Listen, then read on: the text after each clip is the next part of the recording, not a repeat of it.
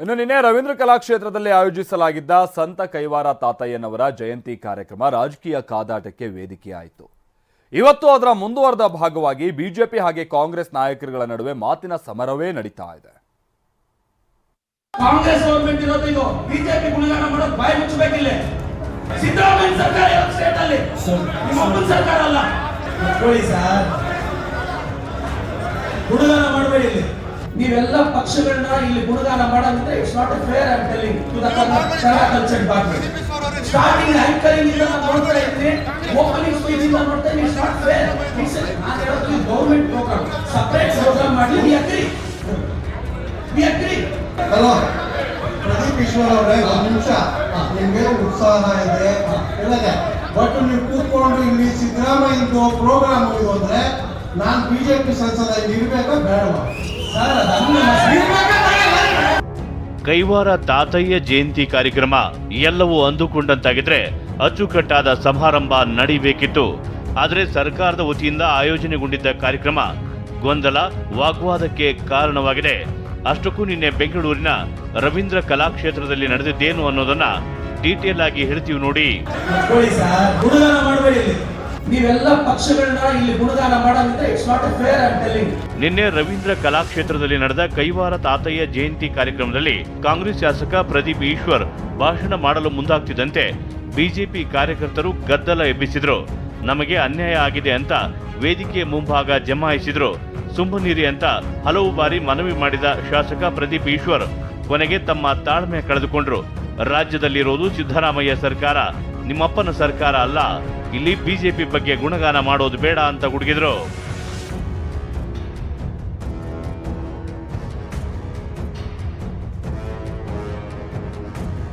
ಇದರಿಂದ ಕೆರಳಿದ ಬಿಜೆಪಿ ಸಂಸದ ಪಿಸಿ ಮೋಹನ್, ನಾನು ಬಿಜೆಪಿ ಸಂಸದ, ಈ ಕಾರ್ಯಕ್ರಮದಲ್ಲಿ ಇರಬೇಕಾ ಬೇಡವಾ ಹೇಳಿ ಅಂತ ಗರಂ ಆದ್ರು.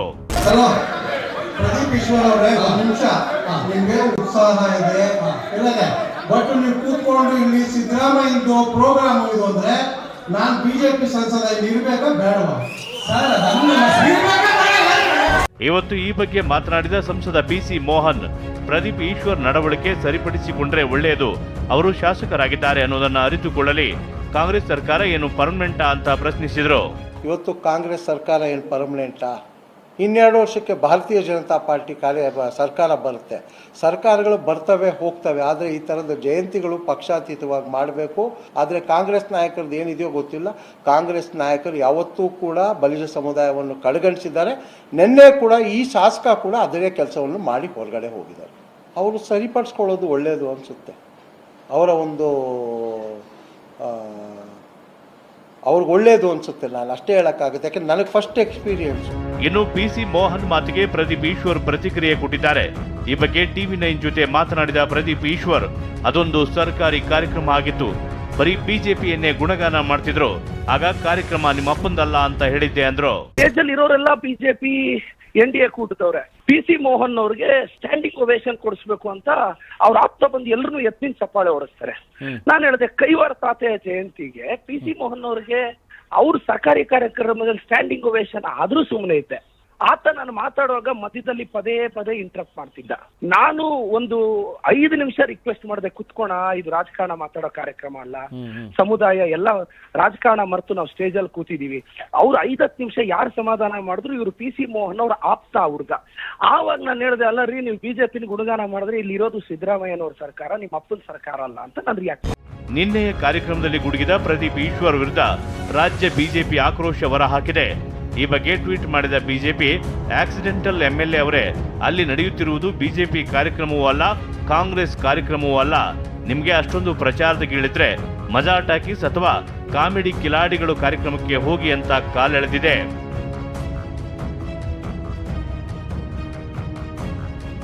ಇದೇ ವೇಳೆ ಬಿಜೆಪಿ IT ಸೆಲ್ ವಿರುದ್ಧ ಶಾಸಕ ಪ್ರದೀಪ್ ಈಶ್ವರ್ ಕಿಡಿಕಾರಿದರು. ಟಿವಿ9 ಜೊತೆ ಮಾತನಾಡಿದ ಅವರು, ಬಿಜೆಪಿ IT ಸೆಲ್ನಲ್ಲಿರೋರು ಅಯೋಗ್ಯರು ಅಂತ ಆಕ್ರೋಶ ಹೊರಹಾಕಿದ್ದಾರೆ. ಆಕ್ಸಿಡೆಂಟಲ್ MLA ಅಂತ ಅವ್ರು ಮಾತಾಡ್ಲಿ, ಅವ್ರು ಬಿಜೆಪಿ ಪಾಪ ಬಿಜೆಪಿ IT ಟೀಮ್ ಏನು ಮಾಡಕ್ ಕೆಲಸ ಇಲ್ಲ, ಅವ್ರು ಅನ್ಎಂಪ್ಲಾಯ್ಸ್ ಆಗೋಗಿದ್ದಾರೆ ಬಿಜೆಪಿ IT ಸೆಲ್ ಅವರು. ಅಟ್ಲೀಸ್ಟ್ ಹಿಂಗಾದ್ರೂ ಪಾಪ ಅವ್ರಿಗೆ ವ್ಯೂಸ್ ಲೈಕ್ಸ್ ಏನೂ ಬರ್ತಿಲ್ಲ.